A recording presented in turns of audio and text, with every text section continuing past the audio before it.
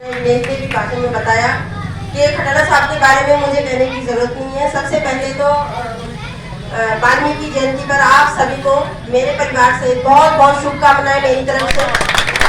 महिला सभी अतिथिगण, चेयरमैन साहब, सभी पार्षदगण, मेरे सामने बैठी माताएं बहनें, जैसा कि मुझे बताया कि आज वाल्मीकि जयंती है। वैसे आपके विधायक आने वाले थे, लेकिन वो कल रात को डांडिया में मैं आई थी तो उन्होंने कहा ठीक है, आप रात को बारिश हो रही थी, मैं यहीं रुक गई तो उन्होंने कहा तुम ही जाया ना।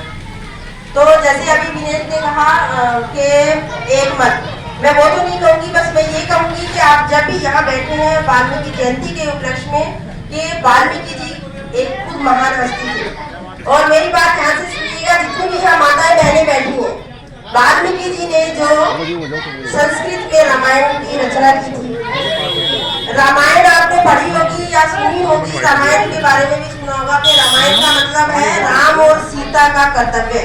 उस रामायण को आपने पढ़ा होगा। तो वाल्मीकि जी ने जिस रामायण की रचना की और उसमें कितना कुछ लिखा हुआ है, तो मुझे ये कहने की जरूरत है, आपके गुरु जो रचना कर चुके और जो संस्कृत में इतना ज्यादा थे, तो आपको कहने की जरूरत नहीं कि आप बहनों, जितने भी आपके युवा साथी सुन रहे हैं, अपने बच्चों को, बहन बेटियों को ज्यादा से ज्यादा पढ़ाइए।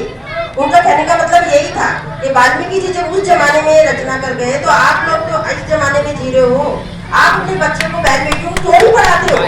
हमें ये क्यों कहना पड़ रहा है कि आप एक बार रहिए, एकजुट रहिए। एजुकेशन जो है, शिक्षा जो है, वो सबसे पहली सीढ़ी है। शिक्षा का दान सबसे बड़ा दान है। शिक्षा हमारा हथियार है, शिक्षा को कोई नहीं छीन सकता। अगर आप अपने लिए प्रॉपर्टी इकट्ठा करते हो, कब क्या नगर निगम के कोई रूल आ जाए, क्या पता कोई भाई हड़प ले, क्या पता सोना इकट्ठा करे उसको कोई चोर ले जाए, लेकिन शिक्षा एक ऐसा हथियार है जिसको कोई छीन नहीं सकता। तो जब हमारे वाल्मीकि जयंती पे आप यहाँ बैठे, तो यही फर्क करके जाइए कि हम सब एक मत रहेंगे और ज्यादा से ज्यादा अपनी बहन बेटियों को पढ़ाएंगे, बच्चों को पढ़ाएंगे, ताकि हमें आने वाले समय में हम कंधे से कंधा, हर समाज, हर सर्व, जितना भी वर्ग है, जितना भी समाज है, हम सब में सबके बराबर खड़े होंगे और हम कह सके कि हम भी सबसे कम नहीं है।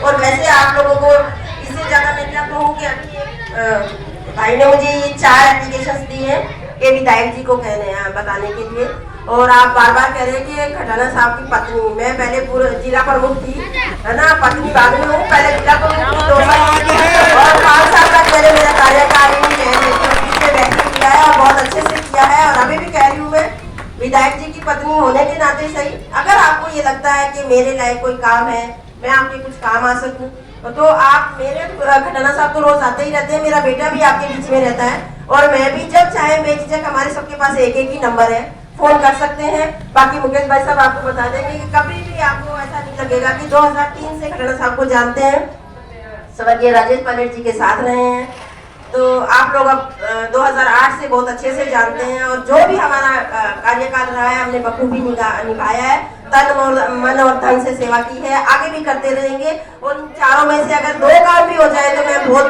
धन्य मानूंगी, क्योंकि आपने वेट किया है। 4 साल निकल चुके हैं, 1 साल बाकी है, उसमें भी अगर खटाना साहब ज्यादा से ज्यादा प्रयास करेंगे कि आपके चारों काम हो जाए, अगर चारों नहीं तो 1-2 तो अवश्य हो जाएंगे, ये मैं आपको वादा करके जा रही हूँ। बहुत बहुत धन्यवाद। राम राम साहब।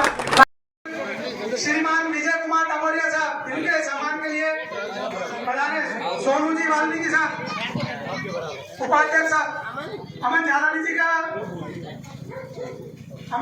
जी का स्वागत कर आमंत्रित करूंगा। विजय कुमार जी डमोरिया साहब, सोनू जी डमोरिया साहब, गोलू जी डमोरिया साहब।